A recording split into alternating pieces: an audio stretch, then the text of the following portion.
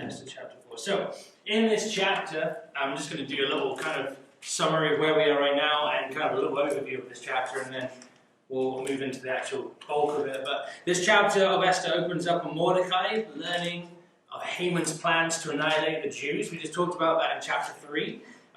He went to the king, he made this new decree, he talked to the king about getting rid of these people. He didn't want to just get rid of Mordecai, because Mordecai was the one person that stood up instead of bowed down when he got his promotion. Instead, he wanted to annihilate the Jews. So you can read that in chapter 3, verses 12 to 14, about Haman's plans to get rid of these people. And we can see this response of Mordecai in chapter 4 of mourning. He mourns, he weeps. And the forms of mourning mentioned in the first verses were common throughout the ancient Near East, which is really funny because it's kind of one of those things of saying, like, culturally this would just happen. You know, some places in the world people have wakes, people will light a candle for a dead person in the church. Mourning happened for something that they were grieving over as well. So just like every other culture, this is a way of showing you're sad about something. You're grieved about something, you're upset about something, so it's coming out. So the Jews' response to this threat of death, of annihilation, they each respond with signs of agony, of grief, of, oh no, what's going to happen? Prayers would typically follow these actions. We can read in Ezra 10, verse 1, Nehemiah chapter 1, verse 4, and Daniel 9, 3. We talked about Daniel and how clothes were ripped and ashes were thrown over their heads when we did our Daniel study. This kind of went alongside mourning. It wasn't just like a physical thing, it's what you were wearing changed, how you acted changed, why you were doing the things you did changed as well. So that's kind of where we're in. We're going to come into Mordecai mourning about the situation. But there are 17 verses in the 4th chapter of Esther. We're going to go through them. We've got 5 sections again, that's what we usually do. So we're going to jump into the first section, which is verses 1 to 3, the grief of Mordecai and the Jews. Wes, would you mind reading that for us? Yes. Thank you. When Mordecai perceived all that was done, Mordecai rent his clothes and put on sackcloth with ashes, and went out into the midst of the city and cried with a loud and bitter cry, and came even before the king's gate, for none might enter into the king's gate clothed with sackcloth. And in every province, whithersoever the king's commandment and his decree came, there was great mourning among the Jews, and fasting, and weeping, and wailing, and many lay in sackcloth and ashes. Excellent. So when Mordecai heard about what was going on, when he learned of the threat of the Jews, he took his clothes, and what does it say? It says that he rent his clothes. He ripped his clothes. He tore them in agony and pain, and he replaced them with sackcloth and ashes. So sackcloth was a heavy type of material. We're going to go into that a little bit in a second. But the ashes, he would pour basically a fire, gone down to ashes, all that dried up grey that's flying around sometimes when the wind kicks up. He's throwing that all over him. Makes you look old, makes you look discolored, makes you look a little bit different. So this heavy, coarse, uncomfortable cloth made of goat or camel hair, along with basically a finished fire being chucked all over you. And ashes symbolize the desolation and identification with the dead. It's kind of one of these things of being like, you're mourning like you're a dead person. You're not going to be wearing your finest because the family probably would have kept that stuff. You'd have been like, I'm going to be different now, I'm going to be looking a little different. So heavy clothes, sitting in ashes, throwing it over your head was a clear, distinct way of showing your physical grieving, your grief, you're upset. Something's going on. We talked about it in Daniel, when it was literally, they would sit down in a pile of ashes and just kind of throw it over them top, and it would just rain down on them. What's going on? Well, you must be sad. Well, why? How do you work that out? Because you're sat in a pile of ashes and you're throwing it around. It's real distinct. And you kind of see what's going on here. I've got a picture of some sackcloth. This is from ancient Egypt. This has actually been well kept because of the denseness of the hair, the camel hair and the goat hair. It basically means that it doesn't break down. This stuff sticks around. So this is like a couple of thousand years old. There's, you can go to BiblePlaces.com and you can type in sackcloth and you can find pictures of this stuff that's found in these certain places across the world. That's still there and still well kept. So this is obviously discoloured, a little bit different colour. You get the picture. It's not a very nice looking cloth. It's not a very nice thing to wear. Hasn't got your Nike swoosh on there or Adidas stripes or anything like that. You've got camel hair on you. And typically, you'd wear one of these, you'd get ash all over you, you'd show that you're different, and it would be followed by a loud and bitter cry. Just an emotional outburst expressing complete desperation. Help! Because something here is happening, and I don't know how to handle it, so I'm going to try and let this out. Wailing was described by the Old Testament prophets as an appropriate response to impending judgment or doom. So imagine that. You're going through a tough time, whereas if you've got an exam coming up or something like that, you're mourning a little bit, you've not studied, you get your sackcloth on, you get your ashes, and you walk into your exam room and suddenly, Wes, how are you feeling today? That was an appropriate response. That judgment on your exam? That's a big deal. But think about that. The Jews and all of the empire have just had this news that they're going to get wiped out. And there is great mourning from these people. Mordecai's reaction was basically imitated all over the Persian Empire in public expressions of grief and horror about what was going to happen. Remember, we learned about this plan that was then dispersed all the way across the empire by horseback, by people running all over and putting these posters everywhere. We're going to annihilate the Jews when this happens. It wasn't a secret. It was very public. But then there's this catch here. Because of this grieving image, because Mordecai was grieving, wearing sackcloth, covered in ashes, wailing, he wasn't allowed to come close to the king. And that was a law. You're not feeling good? You're not feeling happy? You can't come close to the king. There's a couple of reasons for that. Usually people who are mourning and are emotional people. You can't stop everyone from getting close to the king, but if you're super emotional, you might do something crazy. Let's get rid of that death threat. Let's make sure they don't come close. This is one of the reasons. But it also seems that those people who had come close to the king had to be pretty happy, had to make him feel good. Being king is kind of, build me up. Don't care about your problems, build me up, I'm your king. We can see in Nehemiah 2, verses 1 to 3, where you are turned away from the king if you are mourning or not looking well. You can't come close. You can check that out, or I'm going to put that up on the video, just that verse, but he basically would be restricted from going through to the gates to the king's place. If the king gates are there, sorry mate, you don't look good. You're not allowed to come through. I see something's going on in your life, you're mourning, you've clearly changed your appearance, you're not allowed to come through. And think of Mordecai, he was a guy who was pretty close to the king. He was in the royal party, per se, of helping and serving. He should have been allowed through. People would have known who he was. With Mordecai's mourning, there must be something big going on. We read as this news reached the empire, the groans and the fasting and the weeping and the wailing of the Jews were great. It was a great thing. Not as in great as in good, but great as in big. Mighty. That always reminds me of Exodus.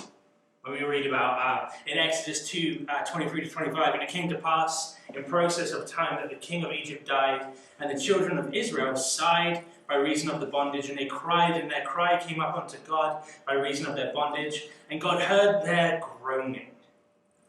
God heard their groaning, and God remembered his covenant with Abraham, with Isaac, and with Jacob, and God looked upon the children of Israel, and God had respect unto them. You know, this has happened time and time and time again. And in this instance, we know that the whole story of Moses gets kicked into effect. You're groaning, there's something going wrong, you're my people, I'm going to save you. This is what's going to happen. Watch this space, something's going to happen, you're going to be saved. So I wonder, after the first 3 verses, we just see a response. I read those 3 verses a couple of times and I was like, man, you don't really get much of an idea about how God's going to do anything next. Because again, God's not mentioned. There's a lot of umming and ahhing about who they're talking to, who they're looking to, but we know that they're Jews. We know they're the ones that are being persecuted. we know that they're the ones being targeted right now. And Jews typically stood for God. So we can mention God in that situation, but it's a really tough thing. Seeing mourning and groaning and weeping and wailing and fasting and no mention of God. Because you think, why are you doing it? If it's not for God, then why do it? It's not mentioned. It's a very confusing book, Esther. But the second section here, verses 4 to 7, Mordecai brings this big problem to Esther. Rachel, would you mind reading that? 4 to 7. So Esther's maids and her chamberlains came and told it her. Then was the queen exceedingly grieved, and she sent raiment to clothe Mordecai, and to take away his sackcloth from him, but he received it not. Then called Esther for Hathach, one of the king's chamberlains, whom he had appointed to attend upon her, and gave him a commandment to Mordecai, to know what it was, and why it was. So Hathach went forth to Mordecai unto the street of the city, which was before the king's gate, and Mordecai told him of all that had happened unto him, and of the sum of the money that Haman had promised to pay to the king's treasuries for the Jews, to destroy them. Thank you. So there is no real understanding of time between when Mordecai learned about these new edicts or the decrees of destruction and when Esther hears about it. But we hear here, in this section right here as we're reading, lots of hears, Esther's response is to basically try to prevent Mordecai from mourning. She sends clothes to him. She sends a new set of clothes for him to wear so that he'd be able to get back into the presence of the king again, to get back into that place, to get over what's going on. And maybe that's a nice thing to think of. You don't look good. I want to clothe you better. I want to look after you. But Mordecai rejects it. He rejects it. Why are you trying to stop me from mourning? I'm sad right now. You should be sad too. But you almost think, as I was reading it again, studied it so much, my understanding of this is that Esther was almost trying to save his image. You're meant to be part of the royal group here. You're meant to be in the in crowd, giving him advice, being around the king. Get back in there. See if you can sway him. See if you can step into that situation. See if you can convince him to stop the annihilation of the Jews. Put these clothes on so you can get through the gates again. It's not a bad plan. It's really not. But Mordecai was justifiably mourning because of the devastation and even the attempt to annihilate the Jews. He has a reason to be sad. Mordecai refuses to stop mourning. So Esther's maids and eunuchs came and told her the news. Basically, the people closest to Esther who were trusted to be around her. The maids and then the eunuchs being people who are just servants to the king. They've been either dismembered in some way, so they have no sexual lust and desires anymore. They're kind of like adults, but adult bodies, kids' brains, so they don't have any of that kind of sexual desires. So they're not going to be a danger to the king, they're not going to be a danger to the queen lustfully, but it's that type of thing of being like, they're the people who are chosen to serve, closest to Esther. So they don't want to pass the news to her. You've got Mordecai out on the gates, can't come through. You've got her in her castle over here, wherever she's sitting back there, and it's going to have to be the maids running messages all the way through her. Esther, who was living in isolation in the palace, had not yet heard this news, but she understood the decree, but she could not understand why her cousin Mordecai made such a scene with the mourning. Think about it. You're thinking, you were part of a high position. You could come in and talk. Why do the mourning thing? You took away your whole opportunity to speak to the king. Mordecai, you should have thought this through a little bit better, maybe sort this out a little bit differently, but instead you're sticking with this whole mourning thing? Okay. I would have done it differently. So basically, the people that Esther had surrounded herself with told her the situation. And then Esther sent raiment to Mordecai, which is that new outfit so that he can get changed and come back into the place again. To replace the sackcloth. Take that off, get rid of that. Look fresh, come in looking sharp, get in front of the king, and talk to him about what's going on. Convince him. But Mordecai did not accept it. The thing that stood out to me in this section, Mordecai was not ashamed of mourning. He wasn't ashamed of mourning over the thing that was going to happen. He didn't allow people to step in and dissuade him from doing this. He actually stood firm and was saying, hey, it is a bad situation. It's a really sad situation, but you know what? I need to mourn over this situation because there's a threat of annihilation here. And again, I know that Mordecai's a Jew, so the Jews worship God. But because God's not mentioned, it's that thing of being like, man, you just don't know who God's... But you know that they are worshipping God in that situation, otherwise they wouldn't be a Jew. But again, the point, Mordecai wasn't going to mask how he was feeling. He wasn't going to hide it. He wasn't going to just put it away. So Esther called for Hatach. It's the first time we hear about Hatach, however you want to pronounce it. Wes? Yeah, what do you think, Wes? It's Probably Hatach. There you go. One of the king's chamberlains. So this is kind of risky. Because the king, remember, he's kind of influenced in different ways. This guy could be a good guy. This guy could be a bad guy. But we know that Esther is calling him in for a reason. She clearly trusts him. Right? So the king appointed Hatach. I'm going to get that wrong so many times. But appointed him to look after Esther. And this is someone who Esther sees as trustworthy, someone that she can pass messages through so that he can go and speak to Mordecai on her behalf. Okay, so we have this idea here of like a string of messages going to and fro and to and fro and to and fro, and that's the way they're going to communicate. Because Mordecai's not going to stop mourning, and she's in isolation. They need to talk. They haven't got telephones. There is no email. There isn't any Facebook. They have to do it in person instead. The great thing about sending eunuchs and maids and even Hatach here is that people probably didn't know who they were. They were just people who helped out around the palace, who helped out around the place. So, you have these restrictions, but they're doing their best they can to get around them. Mordecai can't come into the king's compound because of the sackcloth, but we see in Esther chapter 2 that Mordecai can easily walk in and talk with Esther, but because of this restriction, it's gone. You can't do it anymore. Look what you did, you put yourself in a bad spot. So the main role that Hatach, probably did it again differently, is playing here is messenger, right? He's running notes back to and from Esther to Mordecai.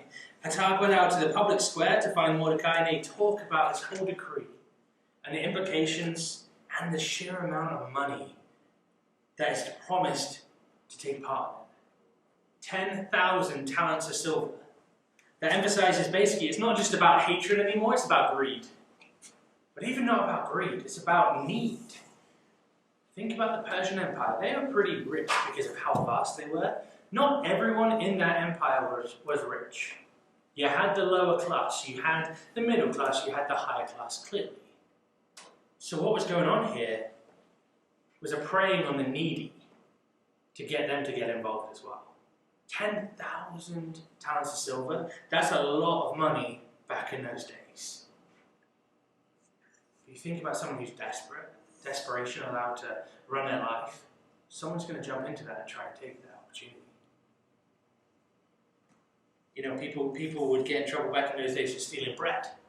We wouldn't have to steal bread anymore. We wouldn't have to steal. 10,000 talents of silver, that would last a long time. Especially for a family of nothing. So there's this whole idea here that Mordecai, stuck outside the king's gates, can't communicate with Esther. Esther, stuck inside the king's palace, can't communicate with Mordecai. But they're able to send these messages across. All the while, Mordecai's having to talk to these maidens and eunuchs and Hatach, and he's going to have to come back and communicate, and they're passing more messages, and she's urging him to stop mourning, and he's saying, I'm not going to stop mourning because there's something crazy going on here. That's the situation we're in right now. There's desperation, there's things going on that are out of people's control.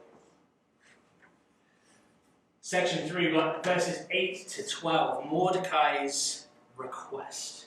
Robin, would you mind reading that for us? Also he gave them the copy of the writing of the decree that was given at Shushan to destroy them, to show it unto Esther and declare it unto her, and to charge her that she should go in unto the king, to make supplication unto him, and to make request before him for her people. And Hatach came and told Esther the words of Mordecai. Again Esther spake unto Hatach, and gave him commandment unto Mordecai. All the king's servants and the people in king's provinces do know that whosoever, whether man or woman, shall come unto the king into the inner court, who is not called, there is one law of his to put him to death, except such to whom the king shall hold out the golden scepter, that he may live. But I have not been called to come in unto the king these 30 days. And they told to Mordecai Esther's words. Thank you very much. So think about that. We've got Mordecai at the king's gates talking to Hitachi, and they haven't just talked. This is the best part of it. Mordecai's not just gossiping. Have you heard about what's going on here? He hands over the proof of it all.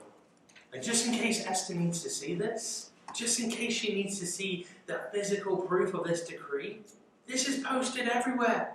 Everyone's got one of these. You know, it's like the yellow pages being handed out. Everyone's got one somewhere. So he hands it to Hitachi and says, take it back to her. Because I can tell you about it, and tell you about it, and tell you about it, but she needs to see it as well, the physical proof. It's really well, really well prepared. But he hands over a physical copy of the writing of the decree at Shushan. The important of this part of this is that there's no room for mistakes then.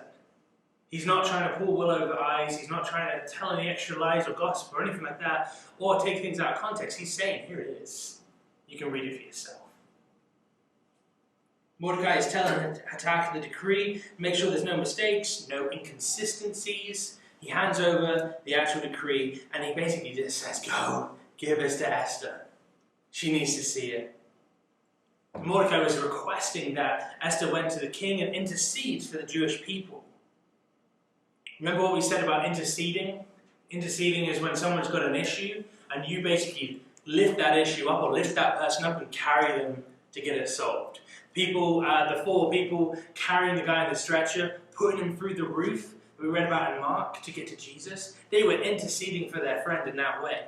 Mordecai's saying, Esther, carry the Jewish people on your shoulders, go to the king, intercede for them, save them. Save them. Desperation. Tell her to go to the king with this need and make a request for her people. Her people. She is part of this group, right? So Hitachi did this, went back to Esther, delivered the message, and handed her the decree from Mordecai. And this message passing between Mordecai and Hitachi continues on, and Esther says, you know that whoever comes into the presence of the king without being called shall be put to death. Lots of notes being passed. This would be really, really tough if they were all one-word answers, right? It should take a real long time. But I'm back, well, there's more here. But so Esther's saying, you know the law, right? Obviously, Mordecai knows the law. He knows the law. But she's saying, anyone who's not summoned, that's a real bad situation for those people bursting into the king's quarters, into the king's place, into the courtroom or anything like that. You get killed. She says, I have not even been called to the presence of the king for at least 30 days. She's a queen, he's a king. That's weird, because they're meant to be like together and married and stuff. But I got this picture here of basically the king sat on his throne with a golden scepter. Again, this is from BiblePlaces.com. You can see this carving into some stone here. And you see this long scepter, and you see basically, it's like the judgment thing. He sat there, and it's kind of like you can do thumbs up, live, thumbs down, gone. It's a real kind of intimidating situation. But it was a law of Persians, a law from Persia that Mordecai would have been very familiar with. Access to the king was strictly governed. It was not just the fact that you're wearing sackcloth that you couldn't come in. No one's allowed to come in unless he says, come in.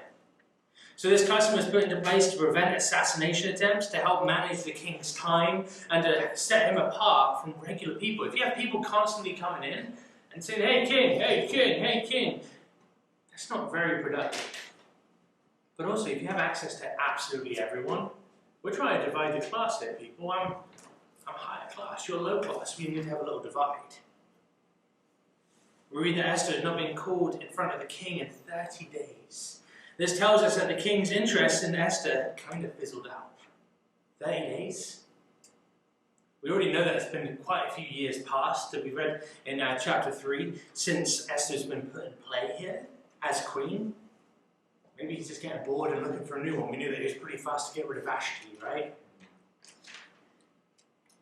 But it's a crazy thing to think of that the queen herself is being restricted from seeing the king. Imagine having to ask for permission to see your spouse or your mum or your dad, or you walk into your house and you go, I want to see this person, I request to be seen by them. And they turn around and say, no, not allowed. Denied. Right? Do not come in. Do not enter. It's a really strange situation to walk in. Relationally, weird. Yeah?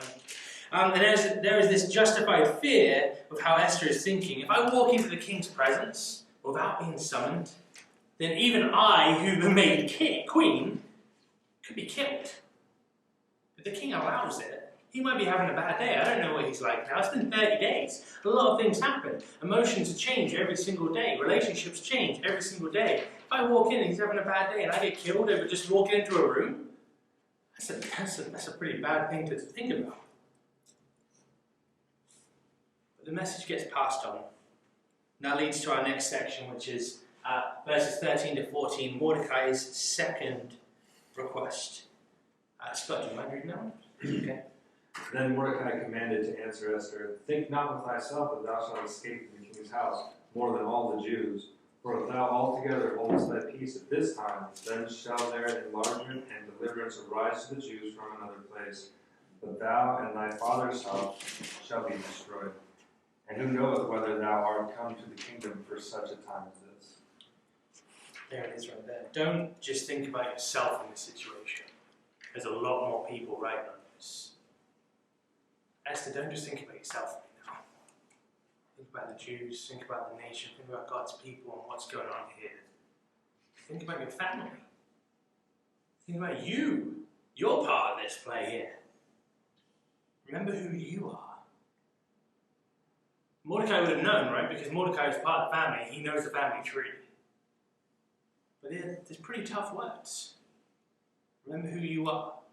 Remember what's going on. Remember who's at threat here. Remember who's at danger. It's not like Esther's not aware.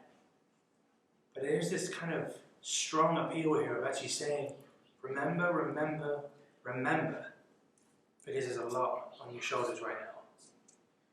So, Esther, you're a Jew. You're in fact a Jew. Your family is Jewish. If your lineage gets found out, your family tree gets found out, you're in trouble too here. So there's almost like a desperate play here, or plea of, hey, remember us, remember everyone else it affects, but actually I'm going to wrap this back around and be like, remember it's going to affect you as well. Remember it's going to affect your family too. But we can read in verse 14 about Mordecai's faith coming out in full force. For if indeed you keep silent, if you hold your peace at this time, then I am sure that there will be deliverance from another place. How awesome is that? How confident must Mordecai be in God that actually it doesn't just matter that there's this one option to get out here. He is confident, he is not even just confident, he is sure. Like 100%, boom, I am sure we're going to be delivered differently if it's not through you. I kind of wish I had that faith like every single day. Like, if it doesn't work out, I'm sure God will do something different. But there it is, Mordecai's facing death. And not just his death, millions of people dying. And he's saying, I'm sure God will provide a way of deliverance here. So this seems to reflect the knowledge of how God has always found a way for his people to survive, the people of God, no matter what. So Mordecai's trust was in the faithfulness of God, not in the faithfulness of Esther. Right? He wasn't putting faith in Esther. He's putting faith in God who put her in this place, in this position. He knows that God will not let his people down, even if we let God down. I'm really thankful for that. But the truth is, Esther, if you don't act, if you do nothing, then you and your family of your father will perish. The reminder here that actually, Esther, if you do not do this, then the fate of God's people rested in God, not in her. right? That God was still in control. She was in that position because of God. It seems like a lot's on her shoulders, but actually God is still in control. That's something to remember about when we feel pressured, when we feel like there's a lot of stuff going on in our lives.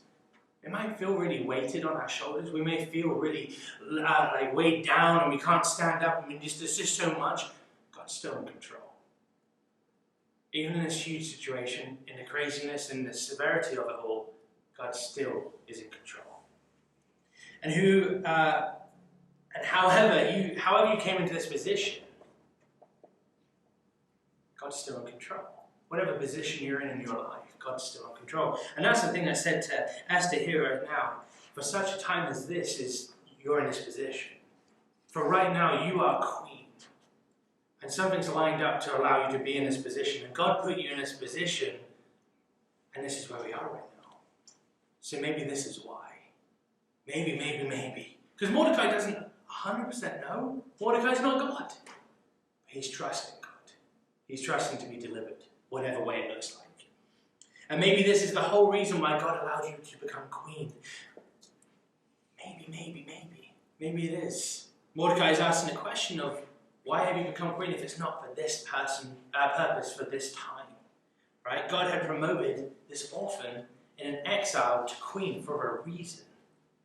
Esther must have the courage and wisdom to see that reason and fulfill it.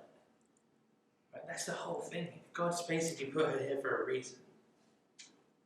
One of my favorite theologians, Spurgeon, I always kind of try and quote him, but there's a quote here I like, and it said, "I believe that in dark times God is making lamps with which to remove the gloom."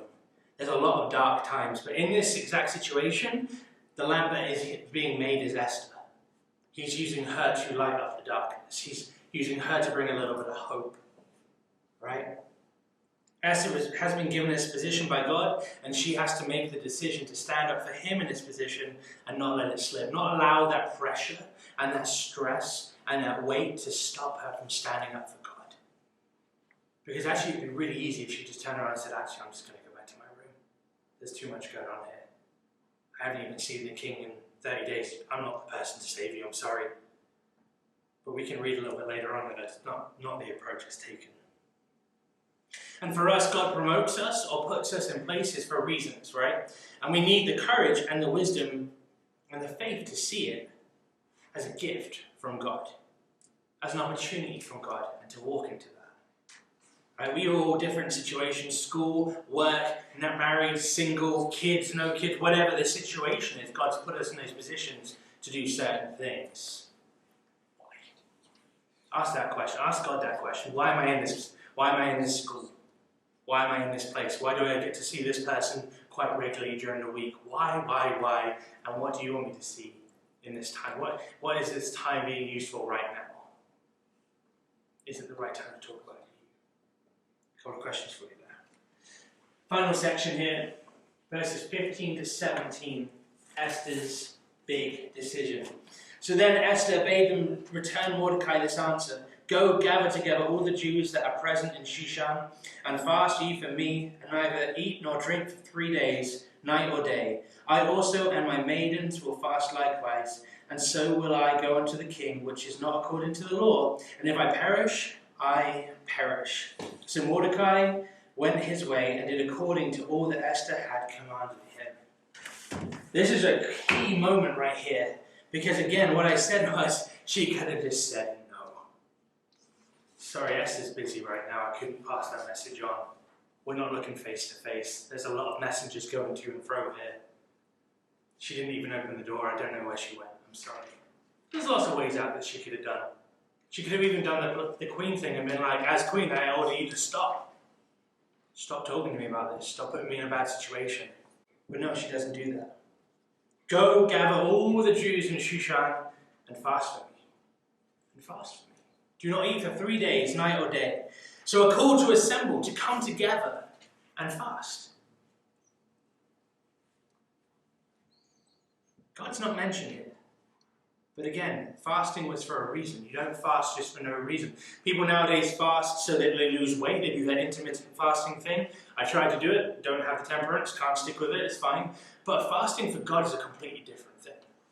Because it's not about me anymore. It's about God. When I used to fast every Wednesday. All day Wednesday up into my teaching on Wednesday nights. Today is Tuesday, so I didn't today. But the point being is, I was trying to give God that whole day. I was trying to give him that day of, I want his teaching to be good. I want his teaching to be filling. I want it to be the food that I walk away with instead of physical food, spiritual food that's going to fill my soul. And I want that for the teens as well. So I would do that. The reason for it wasn't to make Jamie look any better. It was so that God would have the glory. I'm not going to change my day so that you guys don't know I'm doing it. So, yeah. But God is not mentioned here. But fasting was an observance, basically an observance of a time of intense prayer. And in this situation, it was for the salvation of the Jewish people. Prayer and fasting went hand in hand. It wasn't just fasting so you don't have food. It was fasting with a reason to pray, to cry out in desperation. Get rid of the things that distract. Get rid of the things that I've been blessed with because I need to focus on God. And that was what it was for. So Esther decided that she would go and make a bold appearance before the king, but only if she was supported by all the other Jews in prayer and fasting. Talk about having backing there, you know. In Matthew 17:21, we can read that Jesus tells us that spiritual battles require certain preparation. A lot of times prayer and fasting. In this situation, in the context of Matthew 17:21, Jesus is telling the disciples that to get rid of demonic things inside of people, to clear that demonic stuff out, you can't go in there with nothing. You have to go in after prayer and fasting. That's how these things leave. The same situation has the need for prayer and fasting is this situation right now, where Esther's saying for this courage and for God's, basically to cry out to God, I need you guys to be doing this with me. I need God's people to be behind me with this. Esther is willing to go to battle for the Jewish people right in front of the king and talk to him face to face, but only if she has the support of prayer and fasting. With this phrase, if I perish, I perish. That's really courageous. That's really courageous because we know that's the law. And actually, depending on the king's emotions that day, whether he had a good breakfast or a bad breakfast, whether he had a meeting with someone that was really happy to see him and he had a really great meeting, or someone that maybe put him in a bad mood, that could all affect the outcome of this conversation. So she's walking in not knowing if she'll walk out. If I perish, I perish. But we can find the same attitude with Paul in Philippians 1:21. To live is Christ and to die is gain. There has got to be some form of courage and strength of us Christians when we're representing Jesus Christ. To live is Christ and to die is gain. If I perish, I perish. Esther is asking for prayer from the people for her conversation with the king. And it would seem that their salvation would not really depend on the outcome of the king here, because God still is in control. Right? God can provide a pillar of fire and smoke and can spread the seas and can offer salvation in whatever form he wants. It's not down to the king's decision here, but Esther wants that back. She wants the prayer and fasting to go along with that conversation. Guys, what I want to say to you is, this is a great example about how we go about our everyday life. You're going to talk to that person you haven't talked to about Jesus yet? Have you prayed about it? Have you fasted over it? You're making a big decision in your life about should I move countries or move to a different place or move churches or do something big? Have you prayed about it? And have you fasted about it? Because if you haven't, I would challenge you to. It's something big. It's a big deal. And you're inviting God in and saying, actually, you're more important than all these other things that I've got going on. I'm going to put those on hold so I can just focus on you. I'm going to give up these things for this time so I can focus on you. And it's not a twisting of God's arm. God's too big. You can't twist God's arm. Okay? But what it is it's clearing of your heart, saying, actually, I'm willing to put these things aside. I have a really funny example for you. When I was younger, I was absolutely addicted to playing Xbox. And I decided that I would take a break from Xbox. So I tried, and I put my Xbox controller in my cupboard. Well, my cupboard's really easy to get to, and when people weren't looking, I'd walk over and get it, and I'd play a little bit of Xbox and be like, woohoo! And then I'd hear the front door open and shut, and I'd be like, someone's coming in, turn it off, boom, boom, boom, put it back in there, no one's going to notice, it's great. That wasn't fasting. That was lying, right? To make that better, I ended up getting a Ziploc bag. I put the controller inside that, I sealed it, I taped it up. I put that bag inside of another Ziploc bag, I filled it with water, I taped it up, I zipped it up, and I put it in the freezer. That way I couldn't have easy access to this controller because I know that I was addicted to it, and fasting was the best thing that was going to actually take my focus off of gaming and whatever game I was playing at that time and give it to God instead. This is a weak example, but it's the example of me as a teenager and what I struggled with. Right? That's how I got over it. I gave it to God and said, actually, you deal with this because I can't. All I want to do is keep playing. Fasting from something isn't just food. It's certain things. It's your phone. It's attitudes. It's certain words. It can be speaking at all. Whatever it is. But in this situation, it was don't eat for 3 days. Don't drink for 3 days. And pray. Pray. Pray. That's what Esther asked for. Support me in this way. If I perish, I perish. A statement of courage, not resigning to a foregone conclusion. No. If I perish, I perish. If means question mark. Maybe, might happen, but it's not a foregone conclusion. It's not a full stop. It's not a if or it's when I perish. No, that'd be a different statement. If I perish, there's a little bit of question there. God might save me. God might change the attitude of the king. God might change the heart of the king. God might change the answer. Pray for me. Fast. Help me be helped in that situation. Esther doesn't know how this will go, but is willing to put herself on the line to do it. And God had put Esther in this position for a reason, and this was it. To step in front of the king, to challenge, to talk, to get involved in this whole storyline. A book about her that really she's not really talked about much in the first 3 chapters. In the 4th chapter, she gets into play. So that's the 4th chapter of Esther. That's what I take out of it today. It's kind of one of those things that leaves you on a bit of a cliffhanger. You can imagine if it was a movie, she's just said, pray for me everyone, and everyone's like, yeah! And then she starts walking towards the door, maybe she puts her hand on the door, and she goes, and then you hear the voice of the king saying, who's there? And then it will cut out to a black screen, and credits will roll, and everyone will be like, oh, what happened? Like, that's what we've got right now. Bit of a cliffhanger. What's going to happen next? But that's what I got out of Esther chapter 4. Does anyone else have anything else what you want to share? You got anything? You good there? Robin, you got anything? Wes, you got anything? I think it really kind of shows the difference between Esther and the kings. They both listened to people. They both asked people's advice. They both listened to what people told them. One of them listened to worldly people who were greedy and cruel, and the other listened to people who were godly, who wanted to do the right thing. Yeah. And Esther's response as well, and the king's response, how she was completely willing. She pushed back a little bit. Mordecai, stop mourning. Okay, I'll do it. Whereas the king's response was, that's a great idea. Yeah.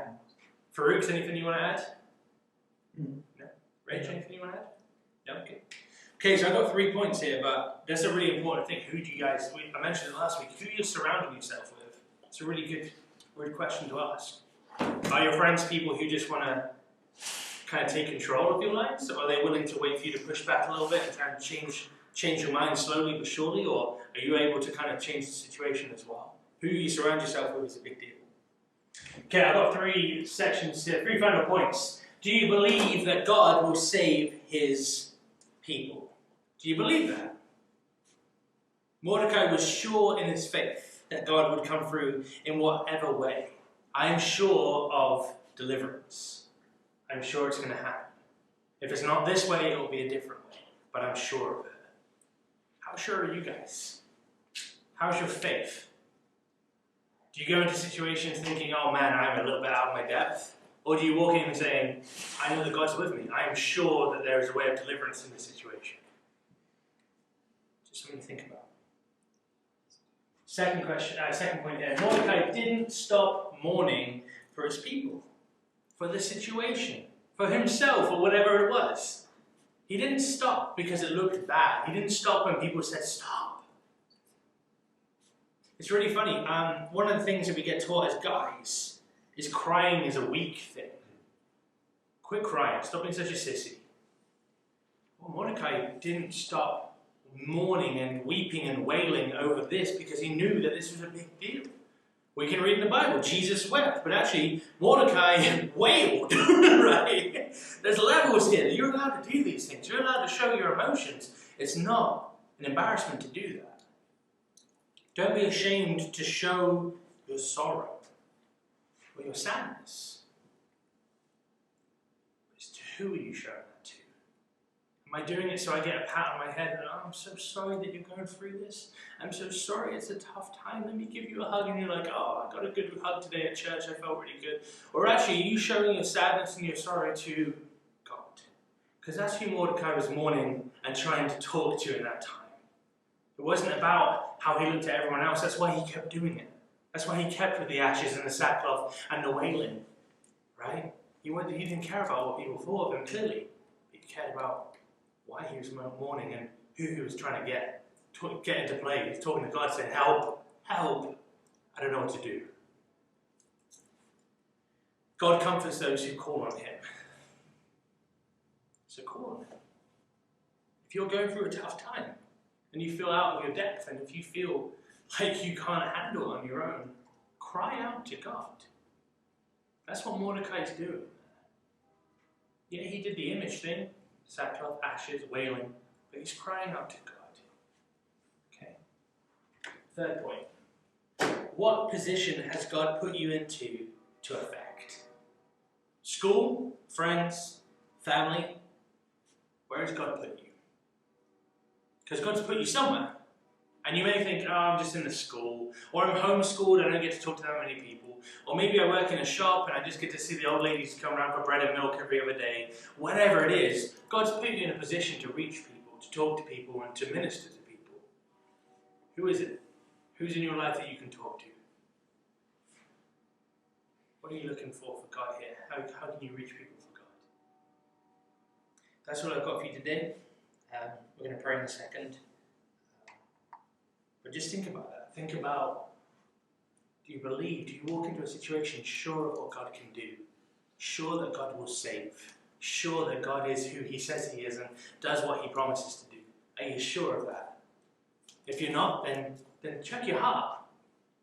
Let's talk about it a little more. How can you be sure about who God is and what he can do? Let's find it in the Bible. Let's talk to each other about this stuff. Are you embarrassed when you show your emotions? Mordecai didn't stop mourning. He didn't change because the world asked him to stop. You're an embarrassment. Stop crying all the time. Stop being such a sissy. No. He continued because it was an important thing to mourn over. And what position has God put you in to affect? Right? What position are you in because God wants you there? Who are you talking to every day? What students do you interact with? What teachers do you interact with? What family members who don't know Jesus do you interact with? What people in your life do you bump into that you wouldn't actually typically do? Why has God put you in that situation? There's a reason for it.